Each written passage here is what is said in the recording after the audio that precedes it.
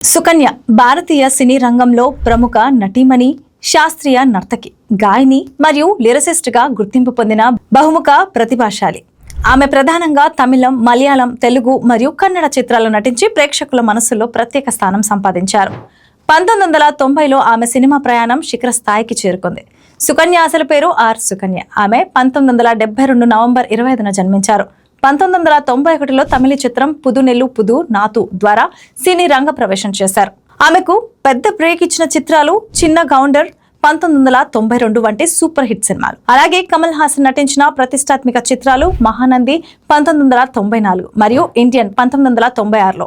ఆమె నటనకు విమర్శకుల ప్రశంసలు లభించాయి. నటనతో పాటు సుకన్య ఒక శిక్షణ పొందిన భరతనాట్యం నర్తకి కూడా. ఆమె సంగీత రచన, పాటల రచనలో కూడా ప్రతిభ చూపించి తన బహుముఖతను నిరూపించుకున్నారు. సినిమా రంగం తర్వాత ఆమె టెలివిజన్ రంగంలోకి ప్రవేశించి ప్రముఖ సీరియల్ ఆనందం ద్వారా కూడా ప్రేక్షకులను అలరించారు. ఇప్పటికీ ఆమె అప్పుడప్పుడు సినిమాల్లో నటిస్తూ కొనసాగుతున్నారు. తాజాగా 2026 జూన్లో సుకన్య మరోసారి వార్తల్లో నిలిచారు. దాదాపు 30 సంవత్సరాల క్రితం సన్ టీవీలో ప్రసారమైన వీరప్పన్ ఇంటర్వ్యూలో తన పైన చేసిన అవాస్తవ, పరువుకు నష్టం కలిగించే వ్యాఖ్యలపై ఆమె వేసిన డిఫమేషన్ కేసు మద్రాస్ హైకోర్టు ఆమెకు అనుకూలంగా తీర్పిచ్చింది. అయితే ఇది 1996 ఏప్రిల్ 17 నాటిది.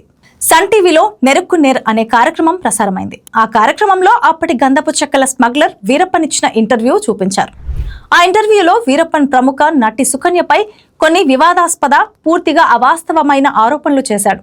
ఆ వ్యాఖ్యలు సుకన్య వ్యక్తిగత పరువు, ప్రొఫెషనల్ గౌరవాన్ని దెబ్బతీసేలా ఉన్నాయి. వీరప్పన్ ఒక అటవీ దొంగ, నేరస్తుడు. అతను చెప్పిందేమైనా ప్రసారం చేయడానికి ముందు దాని నిజమో కాదో, పరువును దెబ్బతీస్తుందో లేదో పరిశీలించాల్సిన బాధ్యత టీవీ ఛానల్స్కు ఉంది. అయితే సన్ టీవీ ఆ పని చేయలేదు.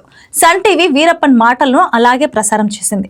ఫలితంగా సుకన్యకు సమాజంలో తీవ్ర అవమానం ఎదురైంది. కుటుంబ సభ్యులు, అభిమానులు, సినీ పరిశ్రమ కూడా ఆమెను సందిగ్ధంగా చూడటం మొదలుపెట్టారు. ఇక ఆమెకు న్యాయం కోసం కోర్టుకు వెళ్లడం తప్ప వేరే మార్గం లేదు.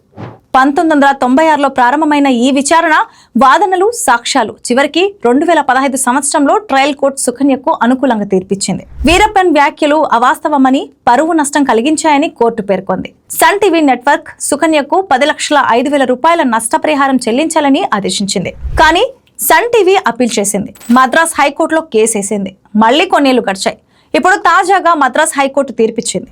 హైకోర్టు ట్రయల్ కోర్టు తీర్పును సమర్థిస్తూ సన్ టీవీ అప్పీల్ను తోసిపుచ్చింది.